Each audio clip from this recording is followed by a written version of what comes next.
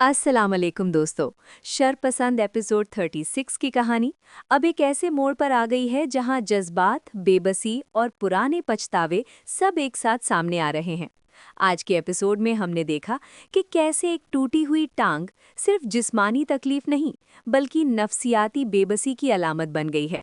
कहानी में शौहर की जिस्मानी तकलीफ और उसकी टूटी हुई टांग का जिक्र उसकी बेइख्तियारी को जाहिर करता है।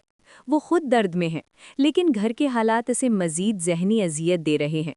इस सब में फितना अंगेज अंकल का किरदार जलती पर तेल डालने का काम कर रहा है। उनका हर मामले में दखल देना और बातों को बिगाड़ना माहौल को मजीद खराब कर रहा है। एपिसोड में एक बहुत ही गहरा इशारा यानी मेटाफर इस्तेमाल किया गया है। मैदान से बाहर फेंकी गई गेंद।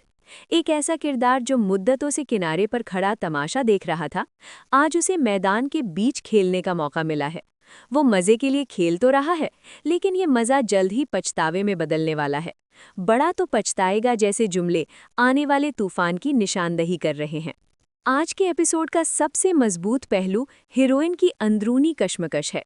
वो एक तरफ शौहर की जिम्मेदारी, दूसरी तरफ माँ ममता और तीसरी तरफ अपनी मोहब्बत की ख्वाहिश के दरमियान फंसी हुई है।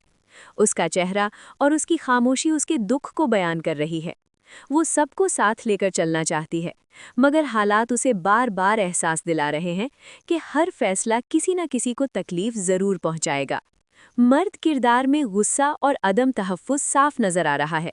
उसकी टूटी हुई टांग उसे इतना मजबूर कर रही है कि उसके रवैये में चिड़चिड़ापन आ गया है। दूसरी तरफ फितना अंगेज किरदार की तंज भरी बातें ये साबित करती हैं कि मसला सिर्फ रिश्तों का नहीं बल्कि बुरी नीयतों का भी है। मजमूई तौर पर यह एपिसोड सवालात छोड़ जाता है। क्या मोहब्बत वाकई खुदगर्ज होती है? क्या माँ की ममता के आगे हर रिश्ता फीका पड़ जाता है?